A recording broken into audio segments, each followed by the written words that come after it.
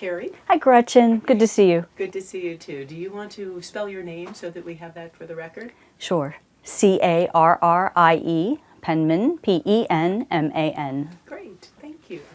So Carrie, we're interviewing folks who were around at the beginning of the Business Ethics Officer program, right? Mm-hmm. How did this get started? But what we're really interested in is you. So how did you get into this field? That's a great question. It was a wonderful accident or a wonderful surprise in the way I got into the field. I had been at Westinghouse for about 15 years, and most of my career was spent in doing some aspect of environmental compliance and health and safety. I ran the environmental management programs for the corporation. I also had some experience in government contracting, and we were a defense contractor, so that experience was useful. But actually, the real reason I think I was chosen was my work in running the Corporate United Way campaign. It gave me the opportunity to be in front of all the executives, and when they decided to create the office, they decided to offer it to what they called a high potential individual in the organization. And when they called, I thought they dialed the wrong number. So 25 years later, or 26 years later, here I am. So what year was that about? 1994. Okay, 1994, and that's when that got started. So why did that get started at Westinghouse? What prompted Westinghouse to establish, and what did they call it? So it was called the Corporate Ethics Office, and what prompted Westinghouse to start the program was really probably the federal sentencing guidelines was the impetus, but we had always had a program in our defense lines of business. The decision in 1994 was to take it corporate-wide. And was it an ethics program or a compliance program or both? It was ethics. And as you know, Gretchen, I'm not an attorney. And I actually asked the general counsel when they offered me the role, I said, "Don't you want an attorney for this job?" And he said, "Nah, I have 200 attorneys to support you. I want somebody who can go out and talk to the folks in the field." So what were the initial goals for this new function? Oh, that was a great question at the time. My first goal was to really figure out what this job meant. And I knew that the federal sentencing guidelines were a driver, so I needed to understand those. I was very fortunate in that I had the opportunity to go to my first Ethics Officer Association conference about 6 weeks after I got the job, so the timing was perfect. And so I learned from many of the other founding members about what a program is, what it should look like, what everybody was doing. And so that's when I came back and said, okay, we need to get our code of conduct first. And we went from there. But, we didn't have opportunities to call up any of the vendors. Do you need a hotline? Do you need a this? Do you need a that? So we built that all from scratch with the help from people like you and many of the other colleagues that you're interviewing for this process. So would you say that the first efforts at Westinghouse were successful? Did you have things that you would say, "Ooh, this was great"? Were there things that you said, "Gee, I wish we had done this differently"? Oh, that's a great question. So there were many successes that we had at Westinghouse. We were able to tangibly implement a new code of conduct. We developed training. We put in a helpline. At that time, they were helplines, not hotlines. And it was interesting because one of the first things that happened when I got the job was I started to get letters from employees. And those letters were with some issues or concerns that they had. And so it gave me the opportunity to dig in right away. And I used to joke, we talk a lot about how do you measure program effectiveness. And I used to say that there was always one case every year that paid for the cost of our program. But, the phone calls started to come and the letters started to come almost immediately. So, at that point, we were developing and implementing many of the best practices that we all were doing at that time. But I think, that's where some of the successes were. I think there was one area where I could have done better, and that was I thought I had to go figure this all out and then come back and tell management what I was going to be doing. And by the way, I reported to the CEO at that time. There's a lot of conversation these days about where should individuals report. So I reported to the CEO with a dotted line to the general counsel. And so there was a lot of, obviously, high-level involvement with the rest of the management team. And I really thought, especially since I was frankly so young, I was in my mid-30s, and here I was with all of these men from what was a very traditionally male-oriented, heavy industrial organization reporting to the CEO of the company. And quite frankly, those guys were stunned at this role and me getting this role. And I had a little bit of pushback on that. And so what I wish I had done differently was to spend a little bit more time hearing from them and getting to know them first before I started to put the whole program together. So that was my big lesson learned from that. That's a good lesson learned, probably for all of us. What did you say to convince these skeptics that this was an important role and an important aspect of the culture at Westinghouse? So we had come through some pretty difficult times in the late 80s at Westinghouse.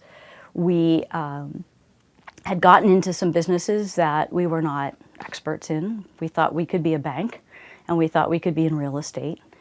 And we lost $6 billion, that's with a B, in the credit and the real estate bust in the late 80s. We also had some issues where the CEO ultimately was replaced. And so the new CEO who came in was the first person who was from outside the company. All of our CEOs had grown up in the company, and the new CEO came in and he felt very strongly about the issues that had happened in the past and about setting the tone and setting the culture for the organization. And so I was very fortunate, and I often tell people who take this job, you take it very carefully, because if the senior leadership doesn't have your back or isn't engaged with the program or doesn't feel it's important, then you're going to have a very difficult time. So I didn't have too much difficulty with the rest of the management team because it was clear that that's what the boss wanted. And it was literally about 6 weeks after I started that I was in front of the board talking about what we were going to do as well. So, we hear a lot of people now talking about a seat at the table, but we all had a seat at the table. And so something happened in the 25 years that pushed the position down lower into the organization, where now I think it's starting to come back up. So that's actually a nice lead into what you think the future challenges for this role and this responsibility might be. You see this role back on the ascendancy. Tell us why and what you think some of the challenges are for current and future ethics and compliance officers. Well, I think one of the biggest challenges is really understanding the role. I think it has expanded quite a bit, right? And, it's funny, I was talking to Ed Petrie, who was one of the original founders as well of the profession. And he reminded me that this job was an experiment. It was an experiment to kind of create this role as ethics officer. We didn't really talk about compliance. I mean, the interesting thing was compliance was a big part of what we were doing, but it wasn't the way we were delivering the message. We were delivering the message about culture and about values and about doing the right thing, and our codes of conduct were built on telling people why it was important and not the thou shouts. And I think we sort of lost our way. I called it the regulatory rush, when after Enron and the rest of the scandals happened again in the 2000s, that we got too focused on compliance. And once it got focused on compliance, I think we became box checkers. I think there was too much focus on this regulatory requirement, this issue, and not keeping sight of the fact that we're in the people business. Because people are the ones who make the mistakes. People who are the ones that get put into unreasonable situations and have to make bad calls sometimes, or do make bad calls sometimes.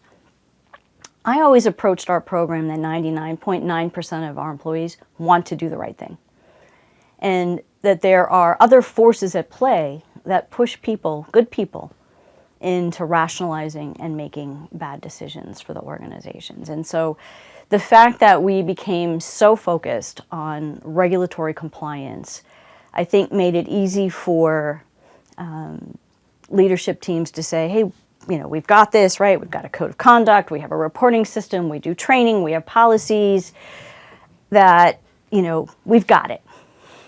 And so now it can be a lower level position for maintenance, if you will, within the organization. I don't know if that was your experience or not, but I feel like now that organizations are sort of shifting to thinking more about risk management and to think about our role in impacting organizational risk and defining it and addressing it. I mean, if you think, Gretchen, back in the times that we were working together, did we talk about cybersecurity? Did we talk about data privacy? Did we talk about environment, right? Did we talk about environment, social, and governance? I mean, that was in the public relations department. That wasn't with us. And that has changed significantly. So I think the experiment worked. I think we lost our way for a little while. I think we're coming back to where we started and making it even better. Tell us a little bit about what you do right at the moment. You're with NAVEX, is that right? Yes, I am actually recently retitled as the Chief Risk and Compliance Officer for NAVEX Global, which is a company that offers services and software related to ethics and compliance programs. So my role is twofold. One is doing it again internally, albeit for a smaller organization than Westinghouse was at 76,000 employees. But also I have a great opportunity to spend more time doing things like this, thought leadership, thinking about what the future is. I do a lot of writing and a lot of researching, in fact, in the area of understanding hotline reporting, how and why employees use their systems, and what that data means. I've spent probably 25 years thinking about that, and that's been something of most interest. And for someone who's naive as I am, what is NAVEX? What is the acronym? Is that an acronym? Now, NAVEX Global, so it was a number of companies that came together. It was Global Compliance and Ethics Point and Employment Law Training and a company called Policy Tech, ultimately the network. And so we came up with a name about sort of navigating. So that's where NAVEX came from. And there's a sextant in the A in NAVEX. So that's how that came about. Good. Because people will wonder that when they read this. So thank you. Oh, you're welcome. So NAVEX is an interesting company. It provides a lot of the services that you built in-house at Westinghouse, and it's now the norm. So can you talk a little bit about that transition from building your own to buying the services? Well, I did build my own at Westinghouse, and it was an access database, I think, for the hotline data. I spent a lot of money outsourcing building that, and I still never got it the way I wanted it to be. But the point was to be able to automate our reporting and to be able to share with the board what was happening in the organization, like we were all trying to do. And the way we all did benchmarking is we called each other up and we said, so how many reports per 100 employees are you getting this year? Are you getting 60% allegations or 60% inquiries, and talking about what are issue types and all of that. And so I think organizations like NAVEX Global that take a number of reports. Last year we took over 1 million reports from employees who are calling from their various organizations to be able to share back with the industry. And we do give away a lot of information at no charge to customers and non-customers from the aspect of benchmarking and thought leadership. That I think that the benchmarking reports that we write are the ones that are most frequently used in board meetings because we have the most data. We have the largest database. One of the interesting research points, and you can cut this out or not if you want, but is, have you met Professor Kyle Welch from George Washington University?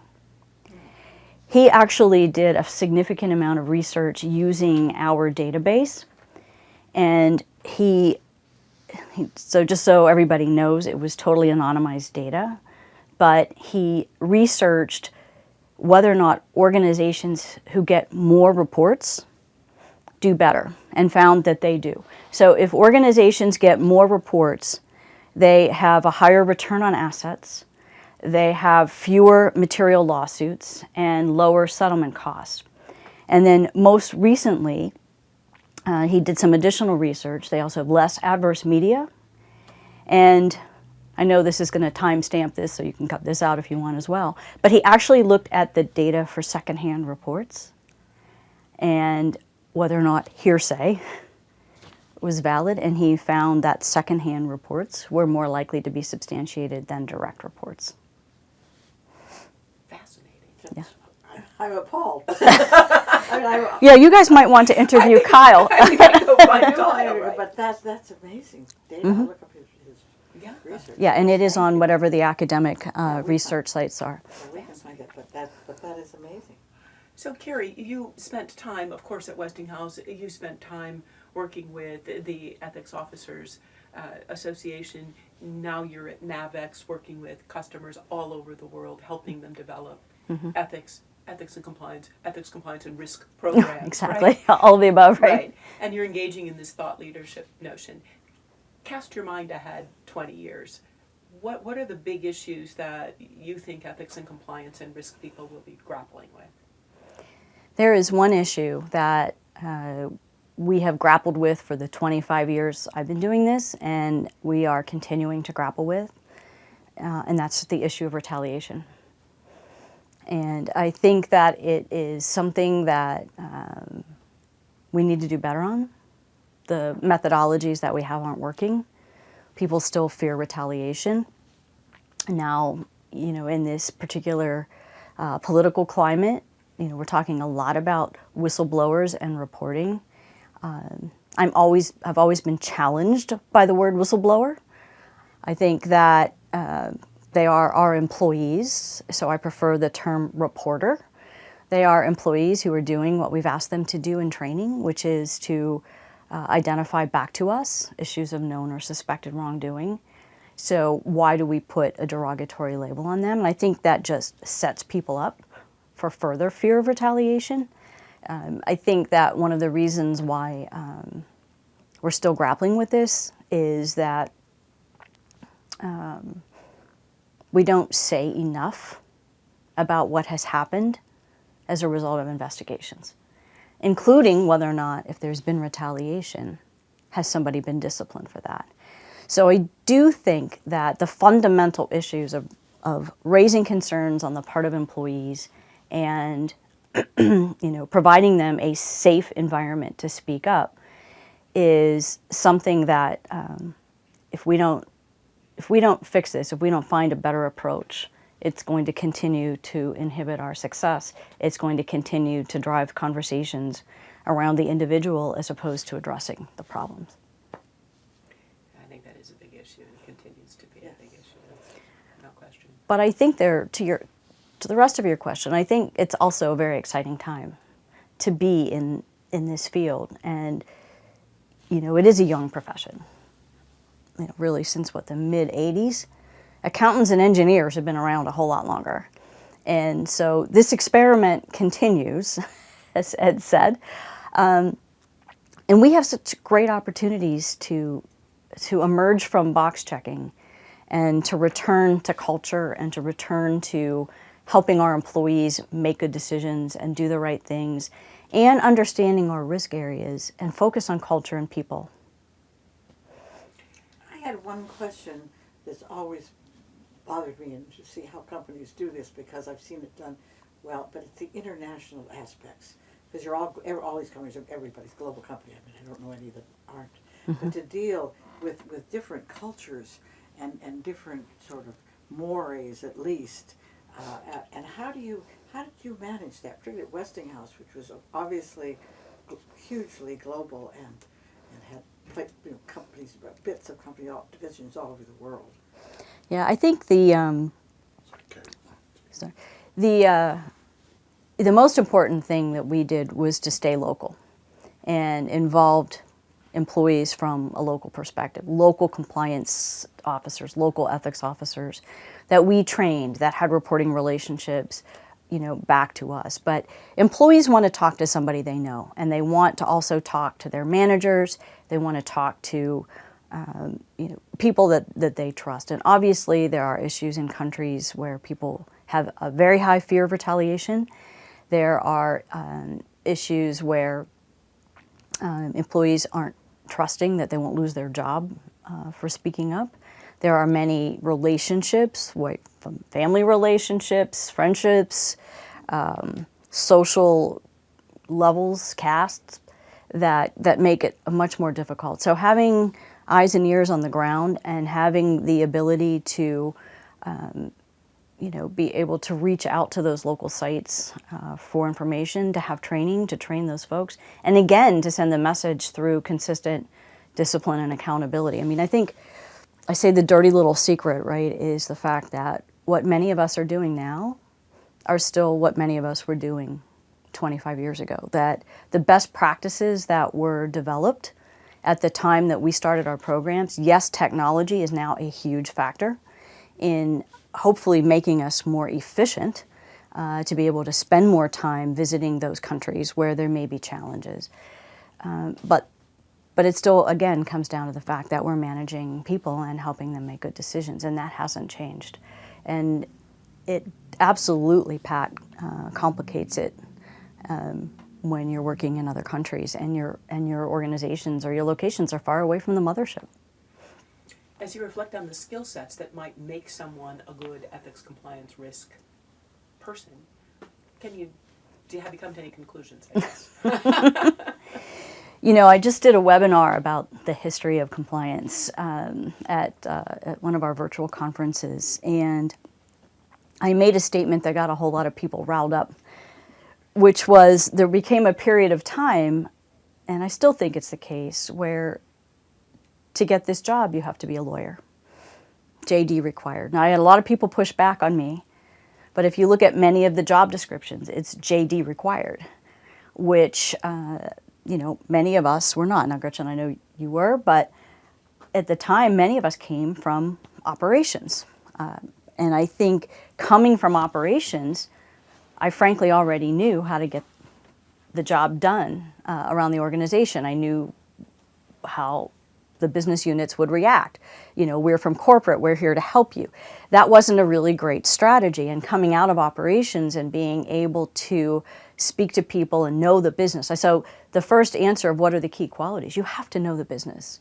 You have to understand the organization. You have to understand the problems. You can't be the just say no police. You obviously have to be operating with the highest integrity in the organization. You have to be adaptable, because the one thing that has changed is probably everything that we're focused on. I mentioned the cybersecurity and data privacy. Excuse me, and all of those things. So I think that adaptability, flexibility, willingness to learn, knowing the business, becoming a good business partner. It's not always about policing. Again, if you show up with the belief that 99.9% of the employees want to do the right thing, you, I think, approach the conversations about ethics and compliance in a different way. I think that's absolutely true. I wonder about what we ought to be calling this role. You talked about your own title. You talked about your original title. Are there words that should describe this position across industries, across companies? What are your thoughts on that?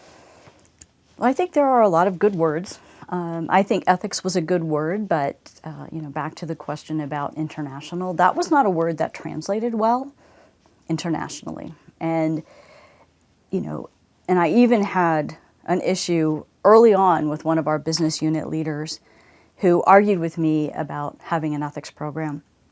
And I finally sat down with him at dinner and I said, "What is your problem?" And he said, "My problem is that it's ethics. Ethics is about church. Ethics is about morals. Ethics is about whatever." And I got so exasperated and I said to him, "But we're talking about business conduct."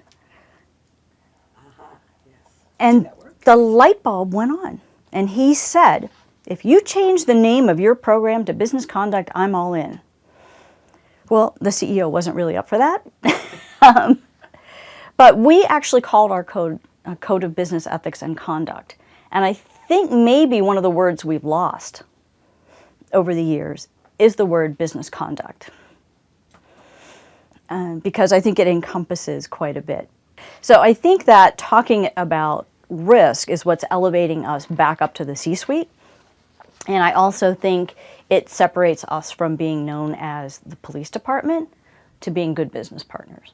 I mean, absolutely, we have to make tough calls. We have to lead investigations. We have to focus on accountability in the organization. But it's a different conversation when you're speaking about it from the lens of the business. And I think that's probably going to be the magic that gets, that keeps the focus and takes the experiment to the next level. But business conduct was a loss, I think, that we might want to rethink. I'm with you on that. What about reporting relationships? You talked about the value of having the CEO in your corner, and then you talked about over time this position has moved on. Is that something else that you see changing as we go forward, and what's the importance of having direct access to the CEO or to the board? I think it's very important to have that direct access. And I didn't use it very often, but I sure would not have wanted to have to go through 3 or 4 levels of people to build up that kind of confidence to get up to the board. I also think that boards of directors are much more savvy now. In my consulting part of my career, I spent a lot of time training boards of directors, and they are much more aware of the risks that they personally face when organizations have challenges, and they also know with the 24/7 media coverage and social media and Glassdoor that the reputational hit can come far faster than they will have time to react. And so I think board members are getting smarter. They're wanting to know more about what's going on in the organization, and they probably are the ones that are driving the reporting levels higher again in the organization. Do I think that the general counsel maybe should be the chief ethics, compliance, risk, business conduct officer? I actually don't. And I know there are many arguments for it. I can tell you that the general counsel was visionary at Westinghouse. He's the reason we started the program, and also had my back in some very difficult situations. But he also gave me the autonomy and the ability to be also directly speaking with the chairman or the president. So we had a president of the company, and we had a CEO, and then we had the board. I stayed in touch with the board. Between board meetings, I didn't necessarily go to every board meeting at that point in time, but I built a relationship, and that included periodically sending them articles to read, information. They really appreciated that. Board members are always worried about what they don't know and are embarrassed sometimes to ask questions because they're not sure what to ask about overseeing these programs, but I think they're getting much more savvy. And I think that's part of what's changing the reporting relationships. I've had a lot of people ask me, where should it be? I've often said, probably with the group that is the biggest supporter, right? The biggest driver. So I don't like to see it in HR just because that is an avenue for reporting, and then you take away an avenue for reporting. But I've seen it with audit. I've seen it with legal, and many successful programs are with legal. I've seen it in finance. I'm not crazy about that because there's a little bit of pressure there. So I think it really depends on the organization and the structure of the organization and who is the one that's willing to fight for the program. That's a good way to think about it. Carrie, some years ago, you and I had a little debate. Yes, we sure did. We did. We had a little debate, and we were talking about whether these ethics and compliance programs have made any difference at all. So that was the question. That was the debate. And I think it was 20 years, right? 20 years out, these ethics and compliance programs have existed. have they had any impact at all? So I'm going to give you a chance to answer that question. And you don't get to Rekindle have. the debate. That's right. Oh my gosh. Rekindle the debate. So Gretchen and I had a wonderful debate at the 20th anniversary of the Ethics Officer Association. At that point, I think it had become the Ethics and Compliance Officers Association. And, my worst fear was being up against this incredible litigator in the debate. So we had the option or the charter to debate, have we been successful 20 years later? And I argued the side of yes, we have, and Gretchen argued the side of no, we have not. And the best part about that was when Gretchen showed up with a stack of newspapers about this high and slammed them down on the podium and said, here are all the reasons why we've not been effective. To which she won the debate. I think we both agreed, and the best part of that discussion was that that we actually really both agreed that there's many ways that we have been successful, but yet who could argue with Gretchen's point that we're still having scandals and we're still having failures and we're still firing CEOs for things like sexual harassment. And so the difference is, are we working in organizations where we can learn about this type of behavior early and be able to address it and have leadership and boards that will hold people accountable? But we're always going to have scandals. I mean, I think back to the times, that we started our programs. What we don't talk about is a whole bunch of companies that aren't in the news for scandals. And so we've lost sight of that. And I can't remember if I made that point in the debate or not, but once Gretchen got going with her pile of newspapers, it was hard to argue. So I think it comes back to the fact that the one thing that hasn't changed in 25 years is people. You also, just put my word, you all have really raised awareness. I mean, people now, they may not be doing the right thing, but they're aware. And they're aware of what companies are doing, not just the media, but I think the public, and they're thinking about this a lot.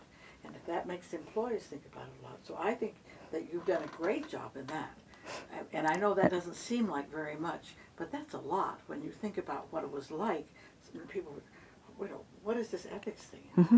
Exactly. Go away, leave me alone. Now, no one would say that. I think, by the way, the environmental piece is now becoming, you don't say, oh, well, that's nothing.